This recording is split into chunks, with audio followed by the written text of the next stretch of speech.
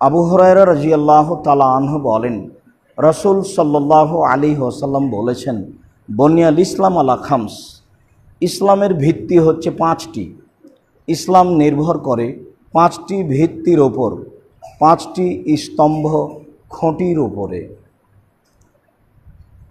তার একটি হচ্ছে ইকামিস সালাহ, সালাত আদায় করতে হবে। এটি হচ্ছে ফরজ, যা মানুষকে আদায় করতেই হবে। আল্লাহ তাআলা বহু জায়গাতে কোরআন মাজিদে সালাত আদায়ের জন্য আদেশ করেছেন। তিনি বলেছেন, ওয়াকিমুস সালাত লিযিকরি, আপনি সালাত আদায় করুন আমাকে ডাকার জন্য। আল্লাহ তাআলা বলেছেন, ফাসল্লি লিরাব্বিক ওয়ানহার, আপনি আপনার প্রতিপালককে সন্তুষ্ট করার জন্য সালাত আদায় করুন, আপনি কুরবানি করুন। এভাবে আল্লাহ তাআলা সালাত আদায়ের জন্য বহু জায়গায় আদেশ করেছেন। আল্লাহ তাআলা বলেন, খুলিকাল ইনসানু হালুয়া, মানুষকে সৃষ্টি করা হয়েছে অস্থির মনা করে। সামান্য ব্যাপারেই মানুষ অস্থির হয়ে পড়ে, এ কথা আল্লাহ তাআলা বলেন। ইযা মাসাহু শাররু জাজুয়া, যখনই তার উপরে কোনো বিপদ সমস্যা নেমে আসে তখন খুব তাড়াতাড়ি ঘাবড়িয়ে যায়, অস্থির হয়ে পড়ে, কি থেকে কি করবে তা সিদ্ধান্ত নিতে পারে না। মানুষকে এইভাবেই সৃষ্টি করা হয়েছে মর্মে আল্লাহ তাআলা বলেন। আল্লাহ তাআলা বলেন, ওয়া ইযা মাসাহুল খায়রু মানুআ, আর যখনই সে অর্থ সম্পদশালী হয়, কিছু টাকা পয়সা হয়, তখনও কৃপণ হয়ে বসে। এই কয়েকটি গুণের কথা বলতে বলতেই চট করে আল্লাহ তাআলা বলছেন, ইল্লাল মুসাল্লিন, সালাত আদায় করে তারা অস্থির হয়ে পড়ে না, তারা বিপদে ঘাবড়িয়ে যায় না, তাদের অর্থ সম্পদ হলে তারা কৃপণ হয় না। এই বলে আল্লাহ তাআলা সালাত আদায়কারীকে বের করে নিলেন। তবে তিনি বের করে নেওয়ার পরে আবারও বলছেন, আল্লাযীনা হুম আলা সালাতিহিম দায়মুন, যারা সালাতের উপরে সর্বদা অটল, যারা নিয়মিত সালাত আদায় করে তাদেরকেই অস্থিরতা ধরতে পারে না, তারা বিপদে ঘাবড়িয়ে যায় না, তাদের অর্থ সম্পদ হলে তারা কৃপণতা করে না। আল্লাহ রুজির সৃষ্টির কথা বলেছেন, সেখানেই তিনি মানুষকে কিছু দানের কথা বলেছেন। তাতে বোঝা যায় যে বিচারের মাঠে মানুষের জাহান্নাম থেকে বাঁচার সবচেয়ে বড় মাধ্যম দান। তাতে বোঝা যায় যে দান আর একজনের রুজি, এ দিয়ে আর একজনের রুজি হয়। আমি সালাত আদায় করলাম, সুবিধা আমার, কিন্তু আর একজনের এতে কিছু হলো না। আমি হজ পালন করলাম, সুবিধা আমার, এতে আর একজনের কিছু হলো না। আমি শ্যাম পালন করলাম, সুবিধা আমার, এতে আর একজনের কিছু হলো না। আমি তাসবিহ তাহলিল জিকির আজকার করলাম, সুবিধা আমার, কিন্তু আর একজনের কিছু হলো না। দান করলে আর একজনের কিছু হয়, যার কারণে দান করতে হবে এই কথা বলতে বলতে বলতে বলতে নিচে নামতে নামতে নামতে একেবারে কাজের লোকের কাছে চলে গেছেন, গিয়ে বলছেন যার টাকা নাই ও মানুষের বাড়িতে কাজ করবে, যা সারাদিন কাজ করেছে সেখান থেকে কিছু দান করবে। অবশ্যই এর একটা বড় রহস্য রয়েছে, যার বাহ্যিকভাবে ধরে নিতে পারি যে এতে মানুষের রুজি রয়েছে, যারা অসহায় বঞ্চিত। এতে আরেকটা বিষয় রয়েছে যে সে নিজেকে কৃপণতা থেকে বাঁচাবে। তাই আল্লাহ তাআলা এখানে বলছেন, মানুষকে সৃষ্টি করা হয়েছে অস্থির করে, মানুষকে সৃষ্টি করা হয়েছে অল্পতে ঘাবড়িয়ে যাবে এরকম বিষয় কিছু দিয়ে, মানুষকে সৃষ্টি করা হয়েছে কৃপণ করে, তবে যারা সলাত আদায় করে তাদের ভিতরে এরকম কিছু আসে না। তবে যারা সলাত আদায় করেন নিয়মিত, সলাতের উপরে অটল থাকে। আল্লাহ তাআলা বলেন, হাফিজু আলাস সালাওয়াত ওয়াস সালাতিল উস্তা, পৃথিবীর মানুষ তোমরা 5 ওয়াক্ত সলাত ঠিক ঠিক আদায় করো, সময় মতো করো, তবে আসরের সলাত আরো গুরুত্ব সহকারে করো। আসরের সলাত তোমাকে ঠিক সময়ে গুরুত্ব সহকারে আদায় করতে হবে, তা আমার পক্ষ থেকে জোরালো আদেশ। বুরাইদা রাদিয়াল্লাহু তাআলা আনহু বলেন, রাসূল সাল্লাল্লাহু আলাইহি ওয়াসাল্লাম বলেছেন, মান তারাকা সালাতাল আসরে হাবিতা আনহু আমালুহু, যদি কারো আসরের সলাত ছুটে যায় তাহলে তার সব আমল ধ্বংস হয়ে গেল। বিষয়টি তিনি আসরের সলাতের সাথে উল্লেখ করেছেন।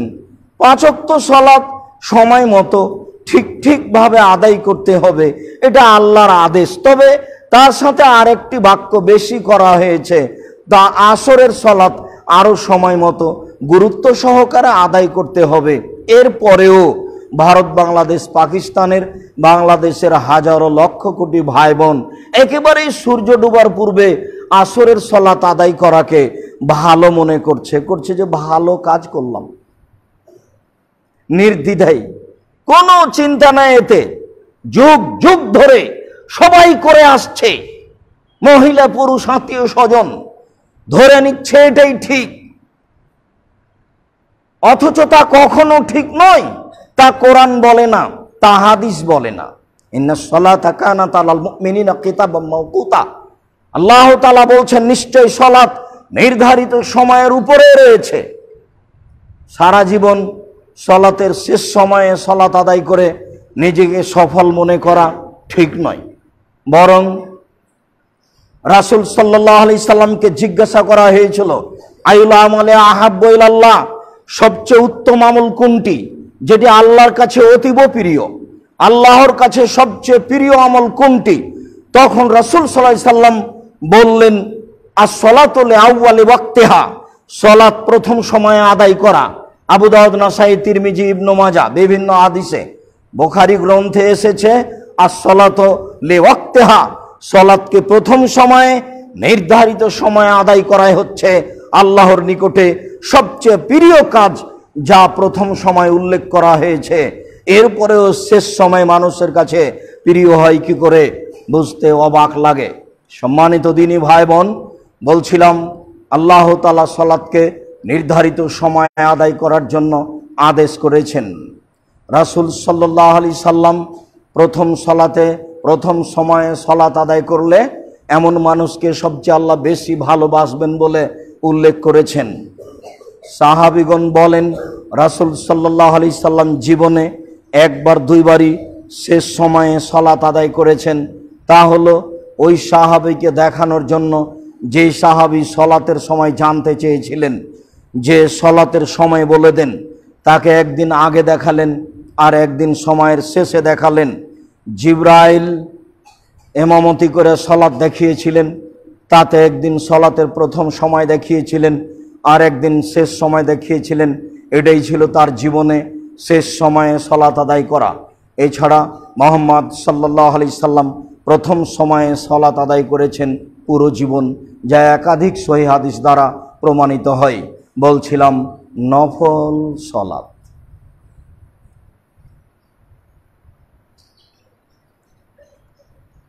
আবু হুরায়রা রাদিয়াল্লাহু তাআলা আনহু বলেন, রাসূল সাল্লাল্লাহু আলাইহি ওয়াসাল্লাম বলেছেন, আউয়ালু মা ইউহাসাবু বিহিল আবদু ইয়াউমাল কিয়ামাহ আস-সালাহ, বিচারের মাঠে মানুষকে প্রথমে যেটা জিজ্ঞাসা করা হবে সেইটা হবে সালাত। মানুষের জীবনে অনেক কর্ম আছে, সব কর্মেরই তাকে জবাব দিতে হবে।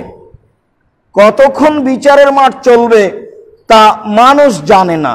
তবে তিনি বলেছেন, ভালো মানুষের জন্য বিচারের মাঠের সময়সীমা হলো ফরজ সালাত, 1 ওয়াক্ত ফরজ সালাত আদায় করতে যত সময় লাগে, ধরে নিতে পারি 5 মিনিট, 7 মিনিট, 10 মিনিট। তাহলে একজন ভালো মানুষের বিচারের সময়সীমা 5-7 মিনিট 10 মিনিট। তবে যারা অপরাধী তাদের কতদিন লাগবে তা বলা যাচ্ছে না। যারা জালেম তাদের বিচার দেরিতে হবে। সবার যখন বিচার হয়ে যাবে তখন তাদের বিচার আরম্ভ হবে। আর একদিন সমান হলো 50,000 বছর। কতদিন আপনার দেরি হবে তা আল্লাহ ভালো জানেন। বিচারের মাঠের জন্য প্রস্তুতি মানুষের থাকা উচিত। কবর যত কঠিন, কিয়ামত তার চেয়ে অনেক বেশি কঠিন। কিয়ামত যত কঠিন, জাহান্নাম তার চেয়ে অনেক অনেক অনেক বেশি কঠিন। মর্মে মানুষ হিসাবে প্রস্তুতি নেওয়া উচিত, যেহেতু মরতেই হবে, আজ হোক আর কাল হোক। যেহেতু রাত দিন দেখতেই পাচ্ছি যে আত্মীয় স্বজন গেছে, বাপ মা গেছে, দাদা দাদি গেছে, আমরা একদিন সেদিন চলে আসবে। কবরে, কিয়ামতের মাঠে, বিচারের মাঠে আমাকে মুখামুখি হতেই হবে। যার কারণেই পৃথিবীর প্রত্যেকটা দিনই মুসলিম ভাই বোনকে মরার জন্য প্রস্তুতি নেওয়ার জন্য অনুরোধ জানাচ্ছি। বলছিলাম সলাৎ। বিচারের মাঠে প্রথম যেটা জিজ্ঞাসা করা হবে সেটা সলাৎ। ফাইন সালাহাত সালাহু সায়র আমালিহি। যদি মানুষের সলাৎ টিকে যায় তাহলে জীবনে যত আমল করেছে সব আমল টিকে যাবে, সবগুলি কাজের নেকি পেয়ে যাবে। ওয়াইন ফাসাদাত, আর যদি মানুষের সলাৎ বাতিল হয়ে যায়, নষ্ট হয়ে যায়, ফাসাদা সায়র আমালিহি, তাহলে তার সব আমল বাতিল হয়ে যাবে। সম্মানিত দিনী ভাই বোন, কথাটি খুব ভালো করে বুঝা জানা দরকার। সমস্ত আমল নির্ভর করে আপনার সলাতের উপরে। সলাৎ যদি বিচারের মাঠে থাকে তাহলে সব আমল থাকবে, আর যদি সলাৎ না থাকে তাহলে সব আমল বাতিল হয়ে যাবে। একাধিক দিন শুনেছি এবাদতের জগতে সবচেয়ে শক্তিশালী, ক্ষমতাধর, পাওয়ারফুল এবাদত হচ্ছে দান। হ্যাঁ, কথা ঠিক। তবে যদি সলাৎ না থাকে তাহলে বিচারের মাঠে এই দানের মতো শক্তিশালী এবাদতকে কেটে দেওয়া হবে, তা বাতিল বলে গণ্য হবে। একাধিক দিন অবগত হয়েছি আল্লাহকে সন্তুষ্ট করার পৃথিবীতে সবচেয়ে বড় মাধ্যম হলো সিয়াম। সিয়াম দিয়ে আল্লাহকে যত সন্তুষ্ট করা যায় পৃথিবীতে আর কোনো ইবাদত দিয়ে আল্লাহকে তত সন্তুষ্ট করা যায় না, এ কথাই ঠিক। তবে যদি সলাৎ না থাকে তাহলে সিয়ামের মতো এত দামি ইবাদতকে কেটে দেওয়া হবে, যাই একমাত্র বিনিময় হচ্ছে আল্লাহ, যা নিজ হাতে দিবেন। এরপরেও বিচারের মাঠে এত বড় দামি ইবাদত টিকতে পারবে না, যেহেতু সলাৎ নেই, কাজে এটাও নেই। আমরা জানি আল্লাহকে খুশি করার পৃথিবীতে সবচেয়ে বড় মাধ্যম হচ্ছে এক ফোঁটা চোখের পানি। আল্লাহর ভয়ে এক ফোঁটা চোখের পানি দিয়ে আল্লাহকে যত খুশি করা যায় আর কোনো কিছু দিয়ে আল্লাহকে তত খুশি করা যায় না। মুহাম্মদ সাল্লাল্লাহু আলাইহি সাল্লাম বলেন, লা ইয়ালিজার রাজুলুন নারা বাকামিন খাশিয়াতিল্লাহ হাত্তা ইয়ালিজাল লাবানু ফি দারে। গাভীর বাঁট ওলান থেকে দুধ বের করে ভিতরে ঢোকানো যায় না যেমন, আল্লাহর ভয়ে কাঁদে যে সে জাহান্নামে যাবে না তেমন। গাভীর ওলান বাঁট থেকে চাপ দিয়ে দুধ বের করে ভিতরে ঢোকানো অসম্ভব, এটা মানুষের পক্ষে সম্ভব নয়। এইটা যেমন অসম্ভব, আল্লাহর ভয়ে কাঁদে যে তার জাহান্নামে যাওয়া তেমনি অসম্ভব, মানে সে জান্নাতে যাবেই। এরপরেও যদি তার সলাৎ না থাকে তাহলে এত বড় দামি ইবাদত বিচারের মাঠে বাতিল বলে গণ্য হবে, যা মুহাম্মদ সাল্লাল্লাহু আলাইহি সাল্লাম বলেন। মর্মে পৃথিবীর সকল দিনী ভাই বোনকে ঠিক সময়ে অলসতা ত্যাগ করে, গল্প গুজব ত্যাগ করে সময় মতো সালাত আদায় করার জন্য জোরালোভাবে অনুরোধ রইল।